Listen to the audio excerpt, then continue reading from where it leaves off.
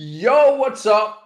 The late night fantasy goodies are about to be handed out by your boys, Rick Kamla and Steve Alexander, aka Dr. A, FSWA Hall of Famer. Doc, let's go to work, man. It is almost 2025. It is here, December 30th. It is LeBron James' 40th birthday. He's not playing here on Monday. He is playing on Tuesday night against the Cavaliers. But how you doing, dude? You ready to ring in the new year or what? I am. My buddy is opening a restaurant in Dahlonega, and we went in there for the soft opening night. And two things stuck out to me. One, there is a menu item called the Doc that is named after me. Is a Nice. French bread pizza, just like Stouffer's. We used to get Stouffer's when we were kids. Of course, I love those. Basic sausage pepperoni French bread pizza is called the Doc, and then he also put in a golden tea machine. So I don't really ever need to go anywhere else ever. That's awesome, dude. Yeah. That's incredible. You got it all wrapped around these fingers right here. You got it all figured out, man. You do. I'm happy to hear that, dude. So it is Cam and Doc, and we are about to dive into the New Year's Eve slate of games, which gets an early start to them. But first, we want to tell you about our awesome sponsors, Bet Online. They continue to be the world's most trusted betting platform and your number one source for online betting. From the earliest odds to in-game live betting, Bet Online provides you with all the action and the ability to watch the games as they happen and then do the live betting and monetize vibes while the game's going on. They've got the largest selection of odds and everything from pro and college football, pro and college basketball, NHL, UFC. So head to Bet Online today. Don't forget to use promo code BELIEVE, that's BLEAV, for your welcome bonus on your first deposit. Bet Online, the game starts here. Doc, we have a couple of afternoon games on New Year's Eve. So there's going to be football, but keep in mind there's going to be hoops too. And this is actually a really good game. I would set alarms if I were you all for like 2:30 or 2:45, because the first two games of the day here are at 3 p.m. Eastern time. Bucks at Pacers, big time matchup. It became a rivalry last year. And Doc, Giannis Antetokounmpo is going to play. He practiced on Monday. The arrow's pointing up. He's missed the last four games. And Doc Rivers said that it's likely he's going to play. Dame came back in the previous game with 29 and 12. And a couple of things here, Doc, before I get it over to you. Chris Middleton has been fantastic, all right? I wanted to use a stronger word, but okay. He's been around 25-5 the last three games, and he was 21-5 in two consecutive games, okay? Like the consistency, the production with Giannis and Dame, back, he's going to take, it's probably down to 15 points per game at that point. And Doc, Andrew Nembhard needs to be rostered. This man is rostered in 29% of Yahoo leagues, okay? Over the last 2 weeks, he's gone 17-5 with one stock and 1.4 threes. I don't know what people are waiting on with Andrew Nembhard. He's putting up a fat PRA line every single night. He's giving 78th overall value in Yahoo 9-cat leagues. And so I just wanted to say that. Nembhard's got to be picked up off waivers, in my opinion. Yeah, I think Brewski and I talked about that Friday, maybe, that my buddy and Eddie was like, why is Andrew Nembhard acting like this is his team? Like, he's way more of an on-court leader, at least perceptively, than Tyrese Halliburton is. And that's kind of weird. It was good to see Halliburton get back on track. In the two games against Boston on the 27th and the 29th, he had 19-9, 31-7 after that total dud, the 4 points against OKC last Thursday. So hopefully Tyrese Halliburton's good to go. But, man, Nembhard is acting like it's his team, and that's very interesting to me. And Doc, the other afternoon game tomorrow, or should I say New Year's Eve, is Raptors at Celtics, again, 3 p.m. Eastern time. This is just kind of odd with RJ Barrett. Michael Grange, who is a Raptors insider, reports that RJ Barrett will miss Tuesday's game against the Celtics. According to Grange, Barrett left the arena immediately after the game on Sunday, missed practice on Monday, will not travel to Boston with the team for the game Tuesday afternoon. No reason was given for his absence, so his status for games beyond Tuesday is unclear. Is there an interpersonal thing going on here? Does he want out of Toronto? What is that all about? And obviously, this is hopefully only temporarily derailing a breakout season, a phenomenal PRA season from RJ Barrett so far. What's your read on that RJ Barrett scenario, Doc? I have no idea, dude. It stinks because, yeah, I mean, he's just a guy that I feel like has been coming out and getting it done almost every night, and he's kind of turned around his fantasy reputation.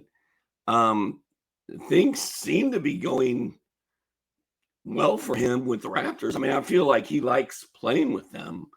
And they've only won 7 games, so that's a problem.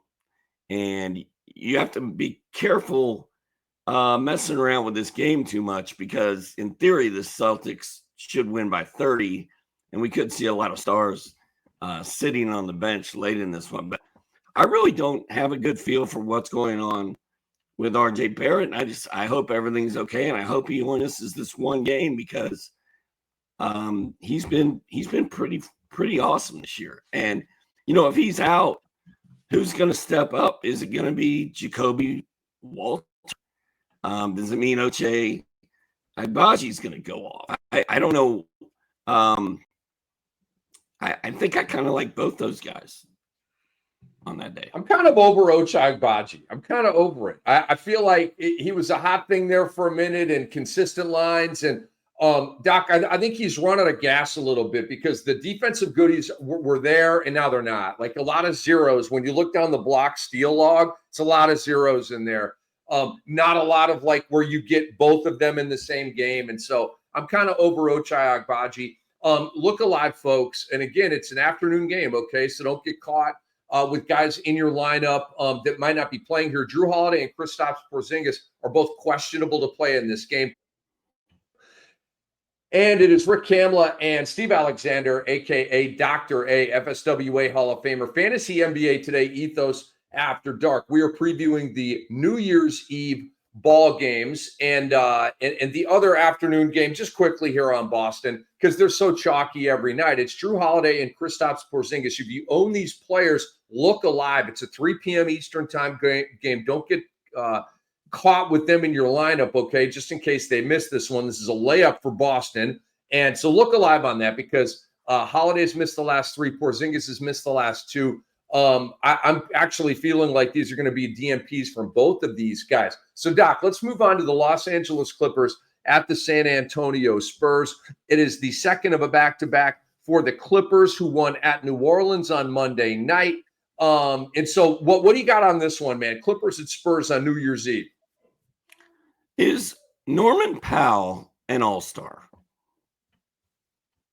Yeah. I mean, I'm listening to that. I mean, I feel like he kind of is. And I wish James Harden would stop turning the ball over. He's just a turnover machine, man. Not gonna happen, bro. He just got it. He always has been, man. But Derrick Jones Jr. was fun on Monday night, and I've got, how you can set your favorite teams that you like to watch on ESPN settings, and it'll like put their box scores up first. Well, the 3 teams I have set up like that are the Spurs and Clippers and Hawks. And the Clippers versus the Spurs at 7 p.m.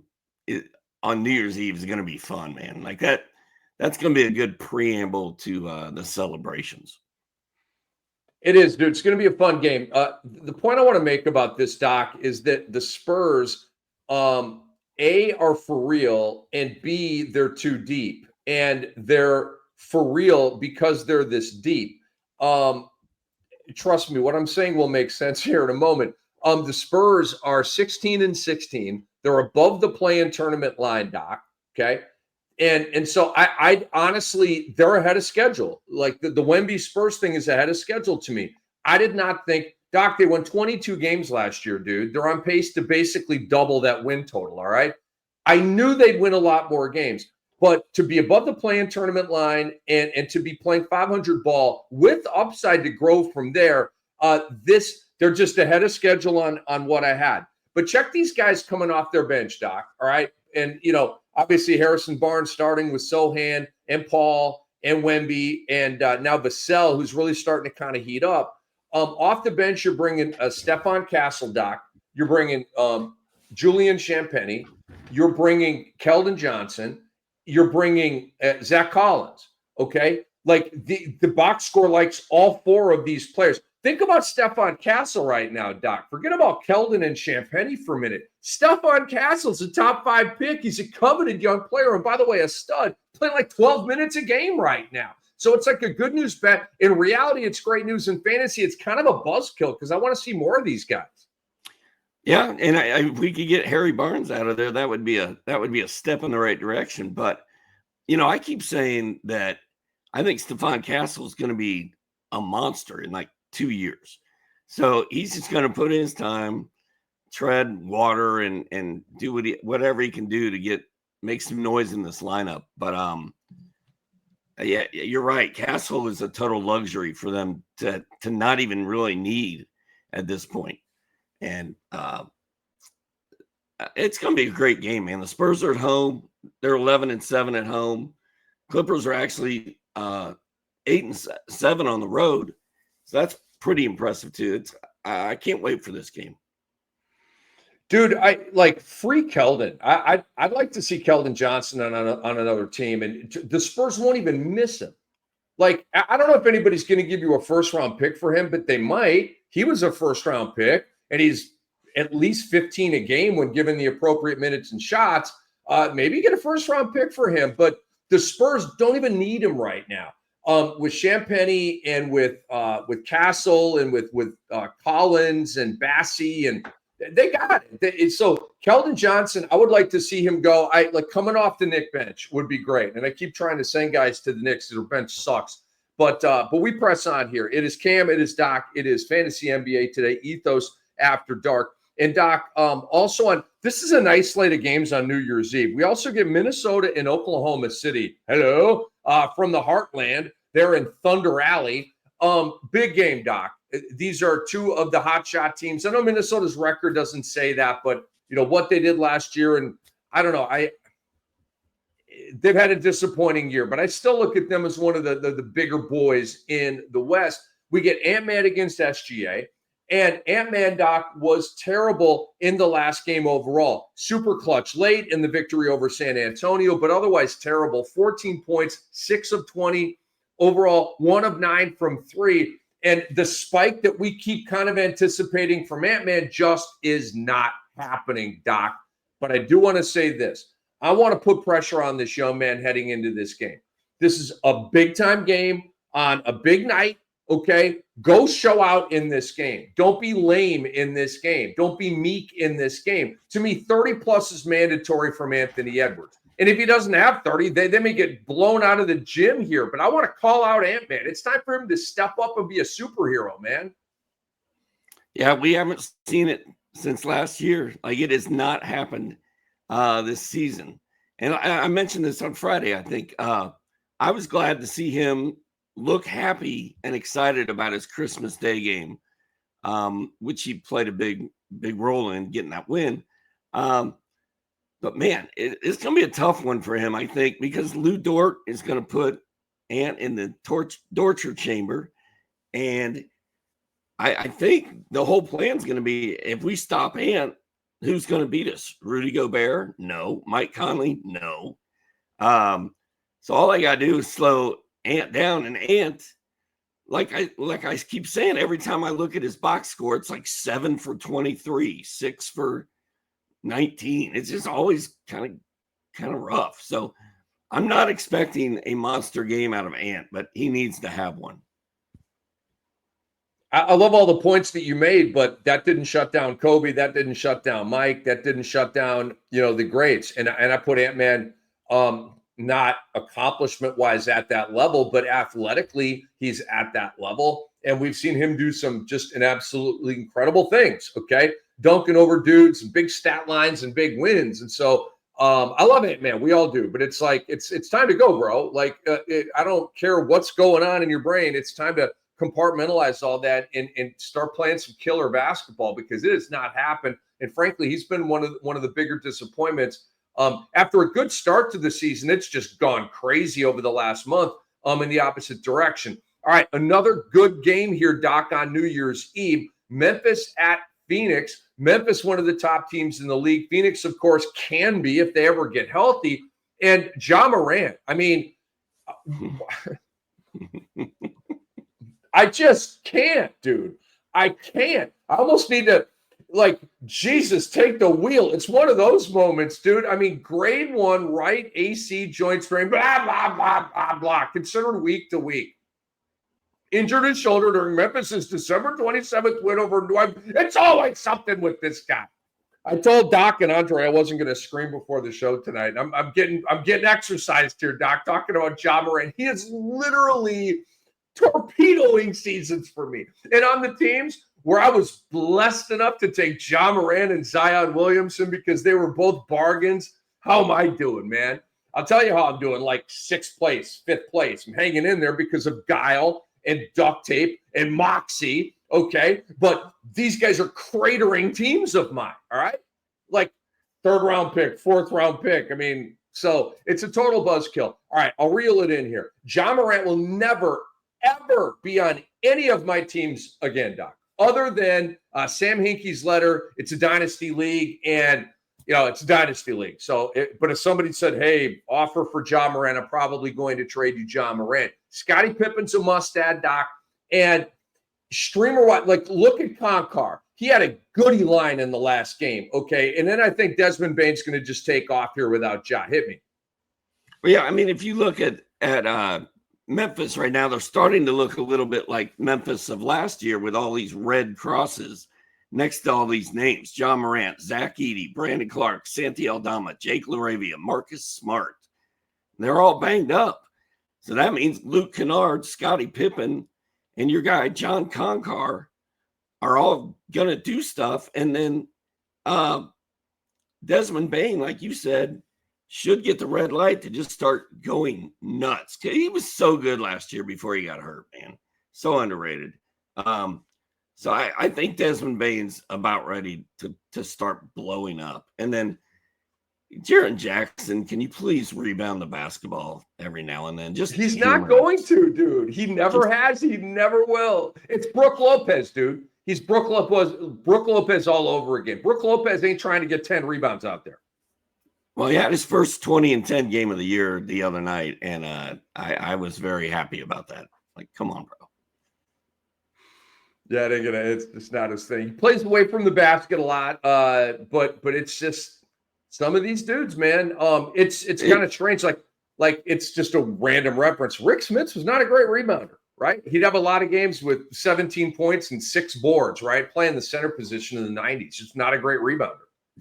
Who's more disappointing, Anthony Edwards or Ja Morant? I think it's Ja Morant. Ja freaking Morant. It's not even close. At least Ant-Man is out on the court chucking up 18 shots and hitting 6 of them. You know what I'm saying? Chucking 11 3-pointers a game. At least he's playing, dang it. I mean, Ja Morant. Okay, bigger disappointment, Ja Morant or Zion Williamson?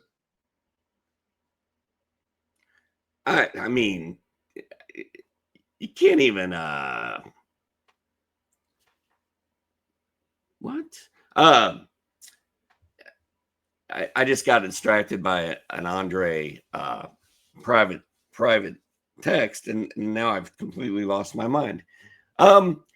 Zion Williamson is by far more disappointing than Ja Morant. At least we saw Ja Morant for more than 5 minutes this year. I agree. I mean, Zion, and he had the what did you say in the Photoshop of the svelte version when he was like at it? You're like, bro, with the kid. Have you seen Zion? I'm like, that's not real, dude. It's fake. It's fake news. I think you were fake news. I think you were proven right on that, Doc. I'll give you a golf clap for that one. I give you credit for that one, man. I think I might have fallen for the banana in the tailpipe. Dude, you got the right banana there. in the tailpipe. Totally. But never again. Guys, it looks like Devin Booker's going to come back for this game. Look alive on that, though. He's questionable to play, but he pretty much went through everything in Monday's practice. And like we had Zach LaVine here on Monday night. He was probable and then didn't play. Okay, so like who the hell knows? I'm just letting you know that Devin Booker, it's encouraging that he'll come back and play, but don't take it to the bank just yet. Phoenix needs to get healthy and stay healthy. They're 15-16. They're in 11th place as we talk to you right now. The Sun, Durant, Booker, Beal, 11th place, dude. They're below 500.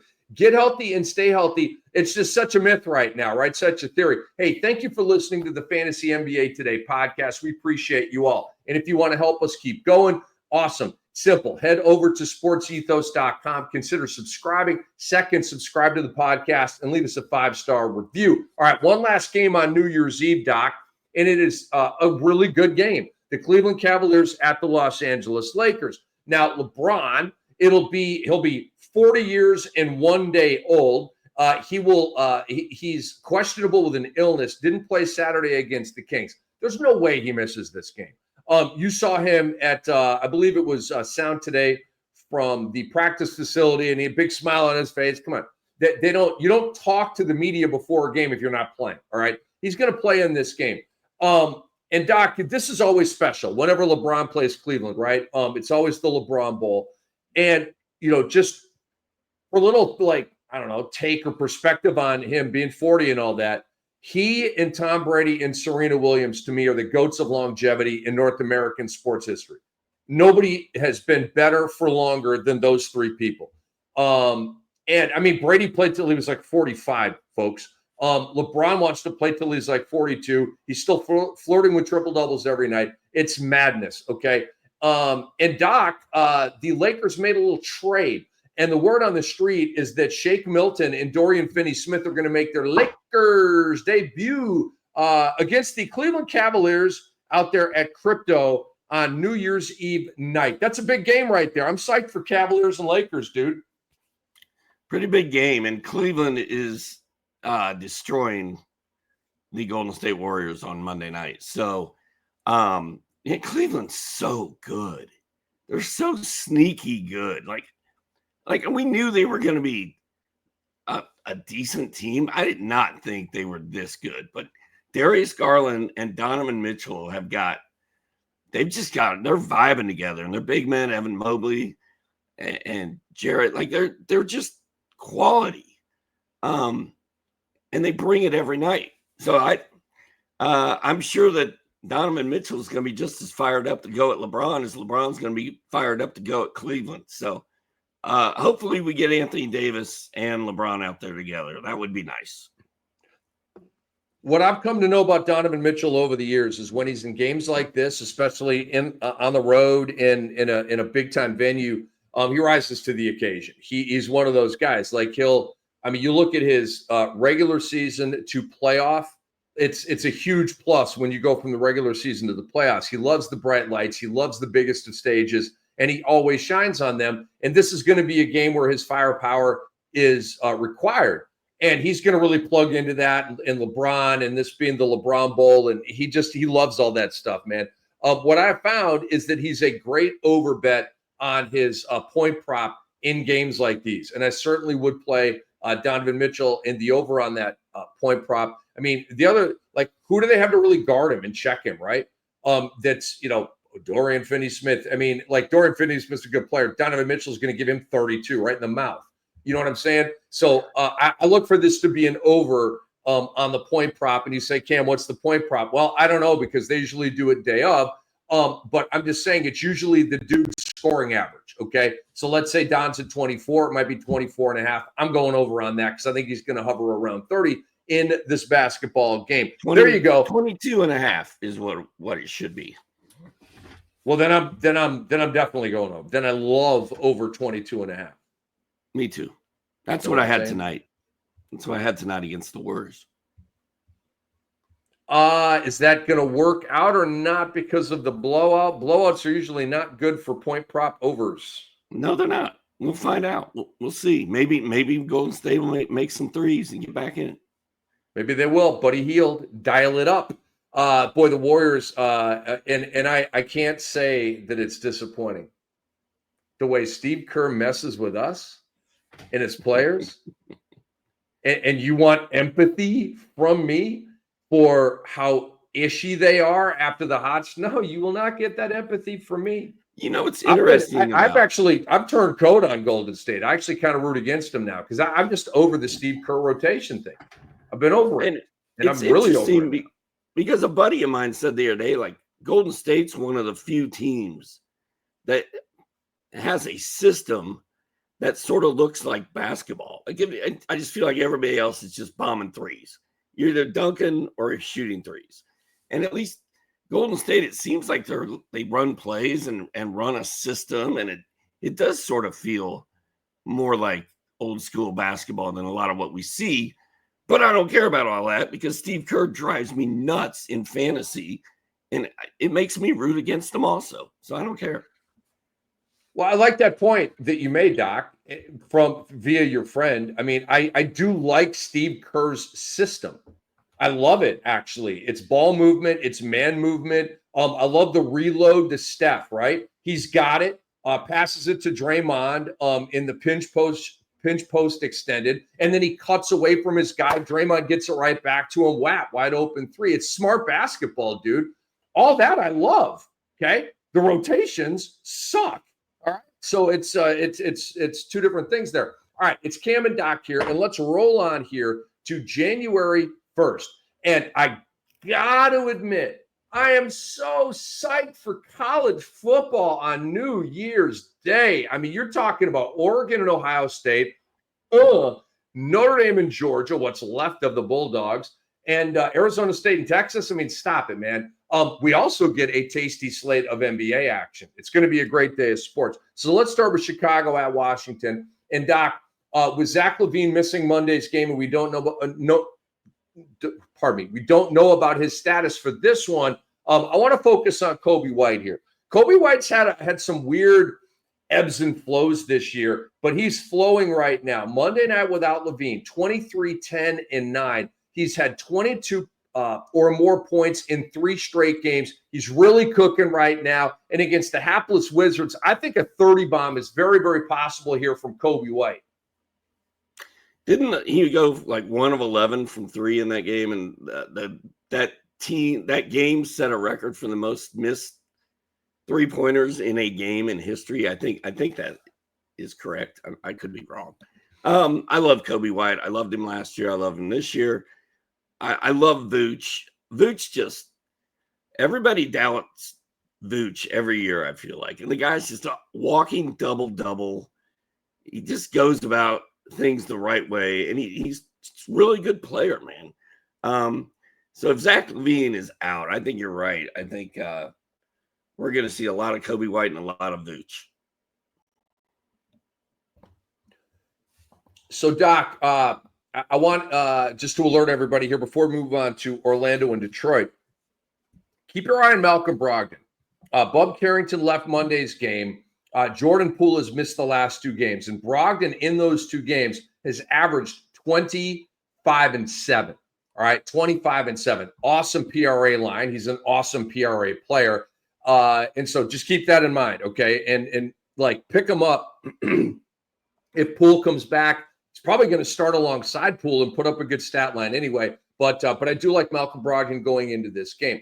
Now, Doc, for the Orlando and Detroit game, we got a situation to watch here with Jalen Suggs. He left Sunday's game with a right wrist sprain. 13 first half minutes, did not return. Anthony Black is already out. So Cole Anthony started the third quarter in that game and had a decent stat line of 10, 3, and 3 or something like that. And Cole Anthony has these moments, right? But he just can't get traction on goodies, Doc. I don't know. Like, and Jamal Mosley seems really reluctant to run him out there for more than 18 minutes. And he did.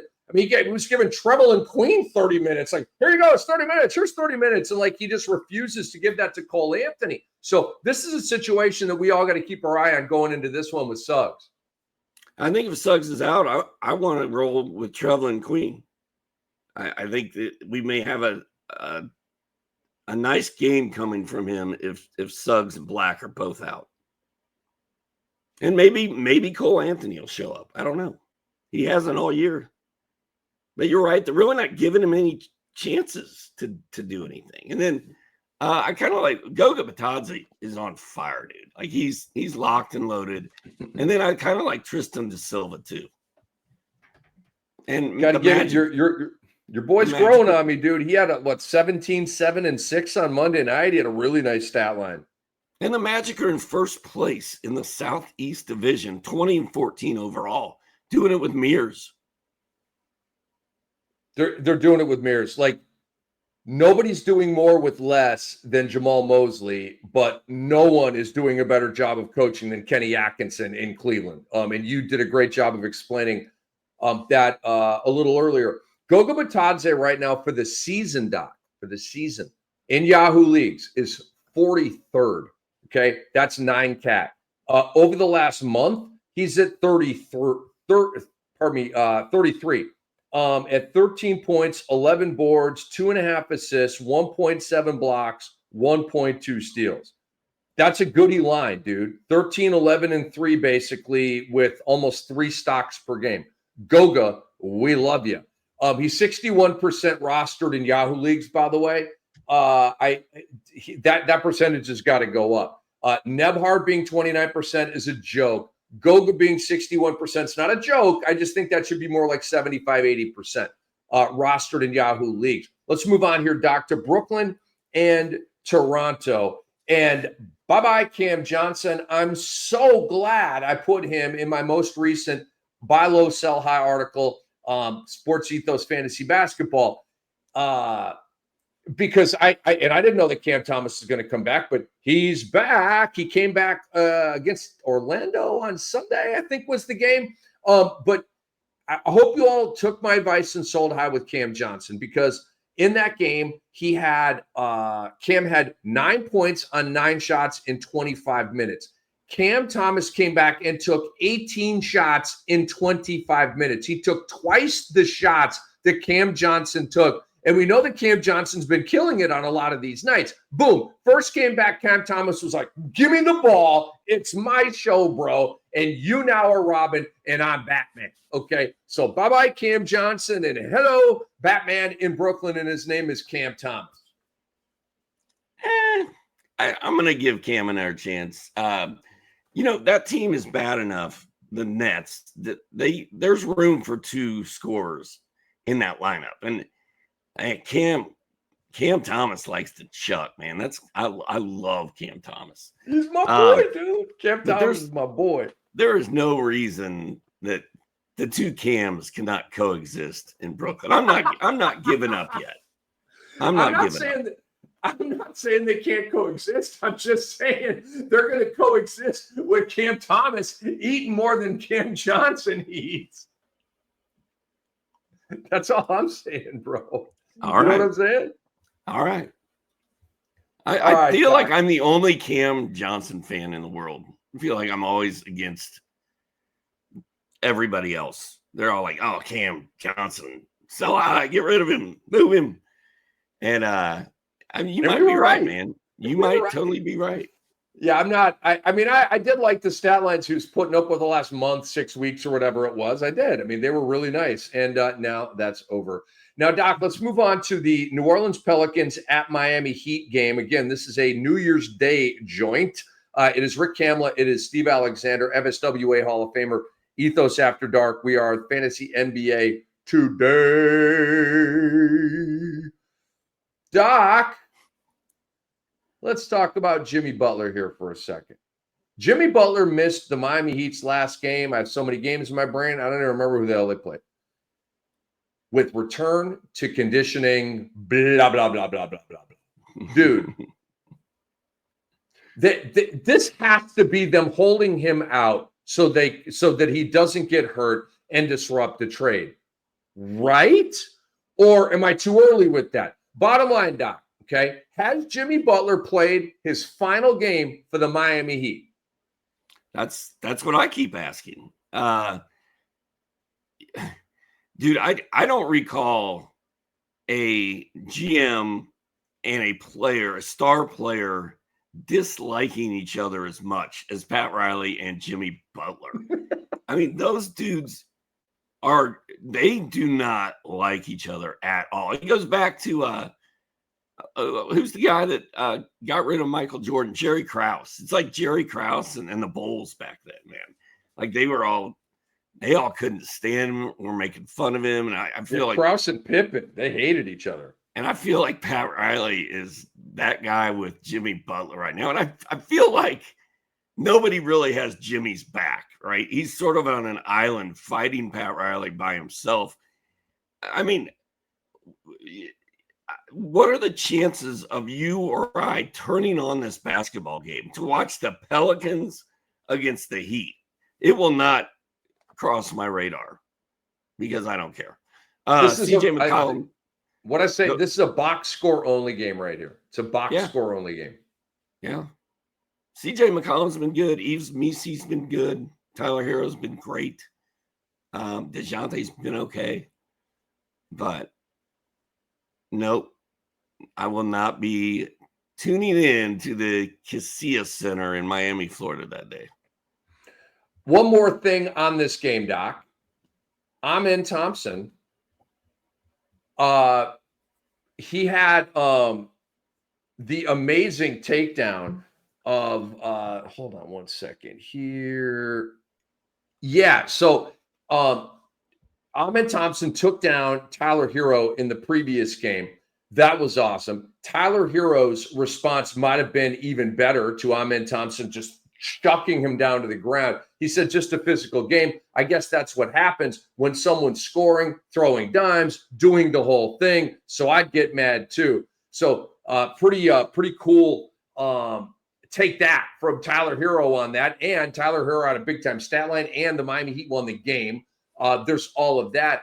And Doc, Amen Thompson might be suspended for this game. The New York Times is reporting the word likely with Amen Thompson. I mean, I don't know. We'll find out what the league office rules here, but the New York Times is reporting that it's likely that Amen gets suspended.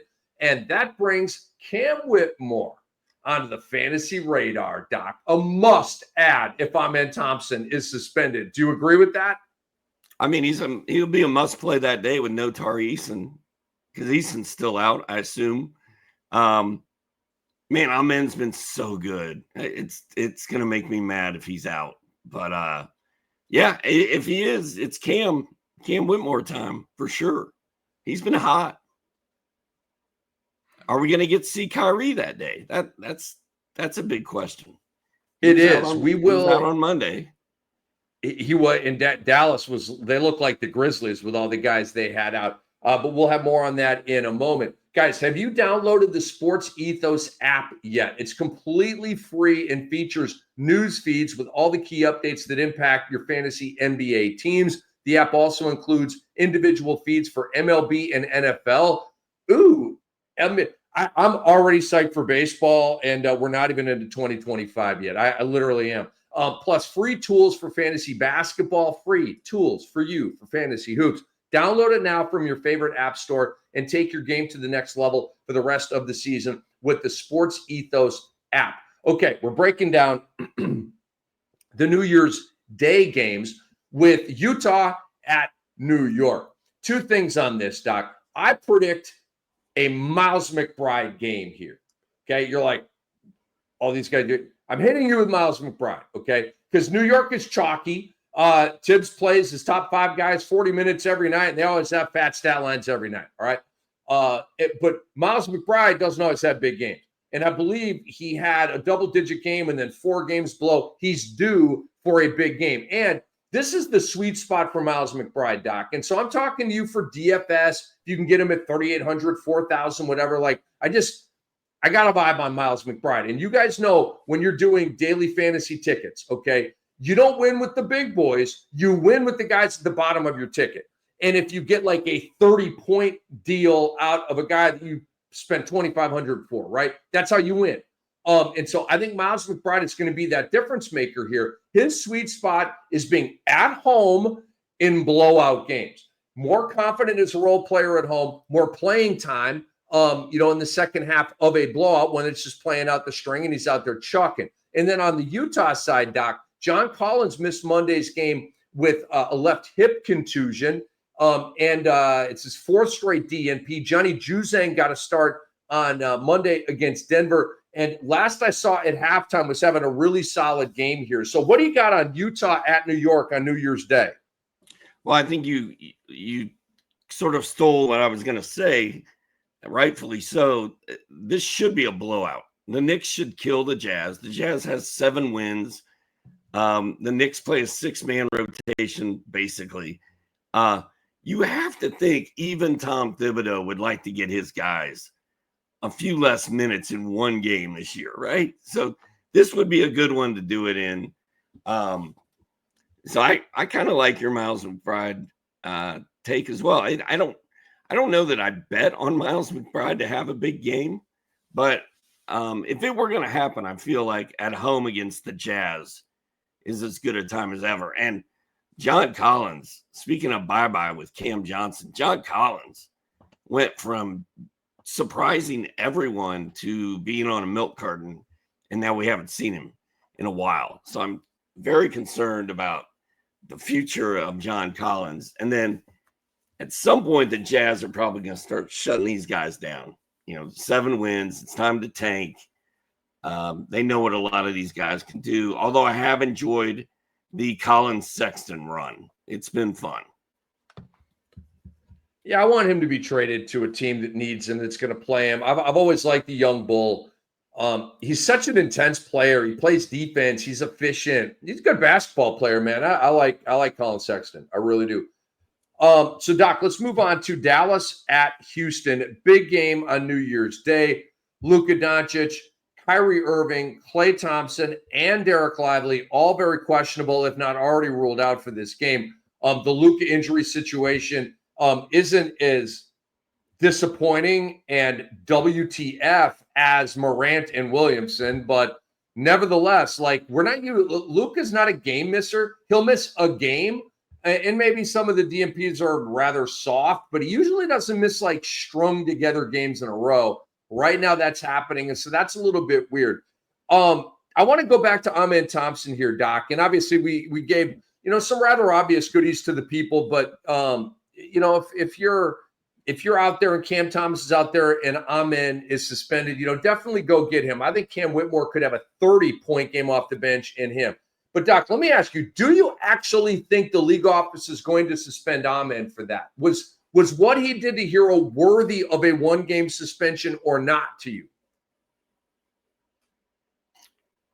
I mean, if the New York Times is saying he's going to be likely suspended, then I think he probably is going to be suspended. Does he deserve to be? Do you think it should be? Yeah, I don't know. I need to go back and watch it again, dude. We weren't working that day. I was at a winery chilling out, not watching Tyler Hero versus Amen Thompson. I need to go back and review the film. What do you think? Do you think he deserves it? It sounds like you do not. It was kind of a violent throwdown, but it wasn't a punch. It didn't escalate beyond that. You know what I'm saying? Like, he threw him down. Guys came together and and all that kind of stuff, and then it just dissipated and they started playing basketball again. I don't know. Like, were the optics of it really that bad? I didn't think so. I don't know. It's real borderline for me. I'd rather. Yeah, I don't really think he should be suspended. I do think that he will get a game though, because the league is just so sensitive and all that kind of stuff. But I would. It's right up to the edge for me. But I say no. I don't think he should get suspended for that. And Gino, I know a lot of you. You're a big Amen Thompson guy. I am, but I'd shoot you straight if he like slugged a guy. I'd be like, yeah, they got to suspend him, right? But this to me is more gray area, more 50-50 type of thing. Doc, let's talk about your Atlanta Hawks.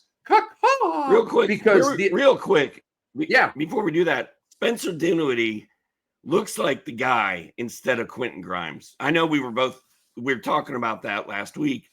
Who do you want in lieu of Luka? Dinwiddie on Monday is having a really good game, and I feel like Dinwiddie is going to be the point guard that they run through for as long as Luka's out. So if he's sitting out there on your wire, go get him. That's it. Let's go talk I hear about you, my Hawks. bro.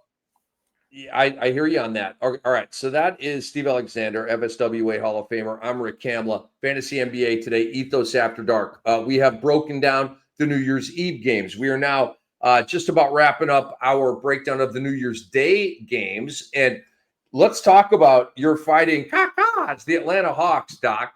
This is a litmus test game for the Hawks. They're on a 6-game road trip right now, which started in Toronto, and now they've taken it out west. They will play Denver on New Year's Day. All right. Atlanta coming into work here on Monday night. All right. 5th in the East. Did you know that? Atlanta, 5th in the East. It's happening right now, guys. So, Doc, talk to me about the Hawks, dude. They're on a roll right now. They've won several games in a row. Going out to Denver here, big road trip for the team. How you feeling about this young, plucky Hawks squad? Well, I feel like, and I said this a couple of weeks ago, but now that Dyson Daniels and Jalen Johnson are asserting their authority in Atlanta, Trey doesn't have to be the guy. He doesn't have to carry the whole team on his back every night. And I feel like Trey is such a better player when he's not carrying the load all by himself, and when he's not standing out there just bombing from the logo at the start of the shot clock because he doesn't trust any of his teammates. And now, you got 2 centers playing very well for Atlanta when Okongwu is healthy. But Jalen Johnson has taken things to another level. Dyson Daniels has taken over, Atlanta by storm. Like, everybody loves Dyson Daniels. And I just think it's great that Trey can just sort of run the offense and shoot his shots when they're there and not have to force so much of the activity. So they're fun. They're super fun to watch, and they're one of the better teams in the East now. And hopefully they can keep it going, stay healthy. Jalen Johnson has a really strong all-star case. The coaches are probably going to make him earn it, and he probably won't make it this year because when a guy pops like this, a lot of times the coaches are like, yep, that's great, young fella, do it again, and then we'll get you to the game. I hope that's not the case, but that's a lot of times how that goes.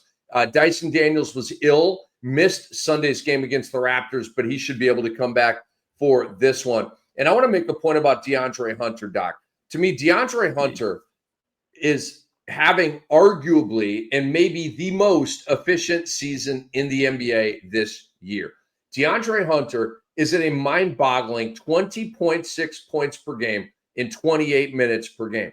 He's shooting 50, 45, 88, almost 50, 40, 90. So, Doc, I did some math here on the top scorers in the NBA.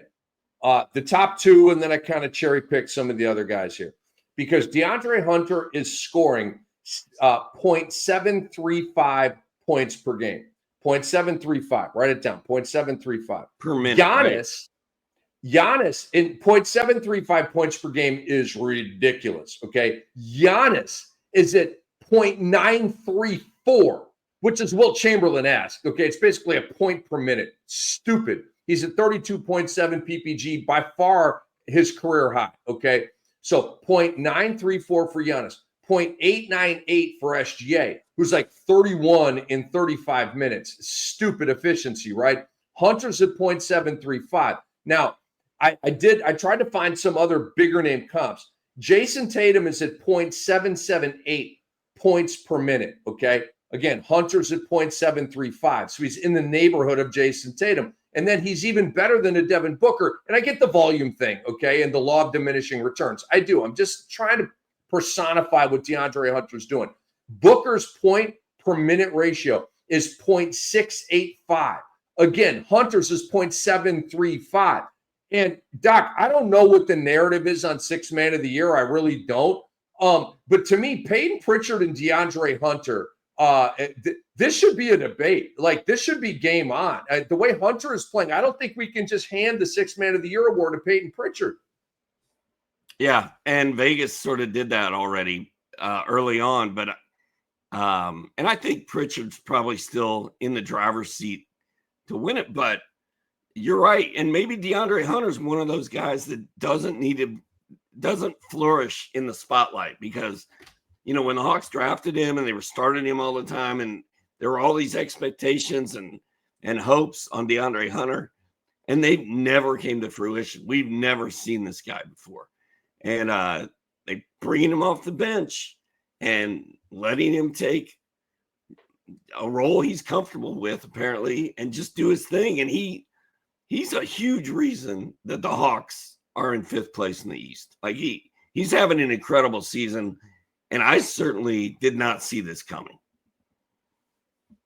I believe that he has played Bogey Bogdanovic off this roster because he's kind of doing the Bogey thing right now. Off the bench, Bogey was scoring 17 a game. Hunter's off the bench scoring 20 a game. Doc, you know that a lot of times they collapse Zachary Sachet and give all of those minutes to DeAndre Hunter, and it'll be like a 15-minute game from Reece Sachet. You're like, the guy started. What are you doing? Okay, well, whatever. That's the way they do it. Bogey's hurt right now. He's getting hurt a lot the last couple of years. And Clint Capella, we know that the Hawks are going to be motivated to trade him. He's in the last year of his deal. So maybe you go Bogey, Capella, a pick or two, and you go try to get, like, you know, big game hunting. We'll see, man. But the Hawks have some nice pieces, and Hunter has been fantastic. One more game to talk about, Doc, on New Year's Day. Philly at Sacramento. Joel Embiid did play Monday at Portland, so we should get another Embiid game here. And I love the matchups in this game, Doc. At center, Joel Embiid and Domantas Sabonis. Sign me up for that.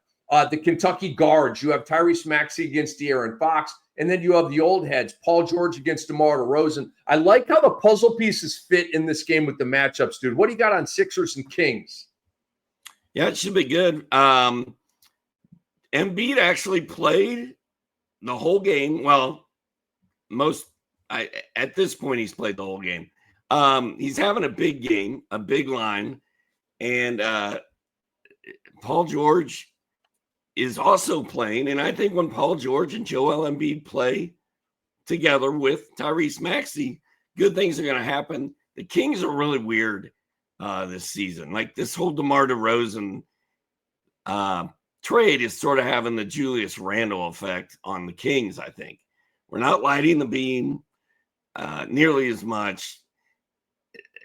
Everything just seems weird to me with the Kings. So I kind of feel like this is going to be a good opportunity for the Sixers to get, like, back to 500, get a big win, and start fighting their way back up the standings, because they got off to that 4-win start, which they're still trying to recover from. They are, like, Milwaukee started that about a month ago. Philly is now kind of getting their surfboard under them and getting some footing and some traction on this season. So, guys, we wish you luck with all the decisions that you're going to be making here for the New Year's Eve slate of games and the New Year's Day slate of games. And thank you for tuning into this episode. We love sharing our fantasy knowledge with you. We work hard to make this podcast the best one out there. Doc and I will be back on Wednesday, January 1st at night for more fantasy talk, the late night fantasy goodies. And so we go live right after Wednesday's game. You can also catch us in podcast form shortly after. So we will see you then. And everybody, a reminder, download the Sports Ethos app. For Steve Alexander, for our producer, Andre Lemouche, I am Rick Kamla. This episode was brought to you by Bet Online.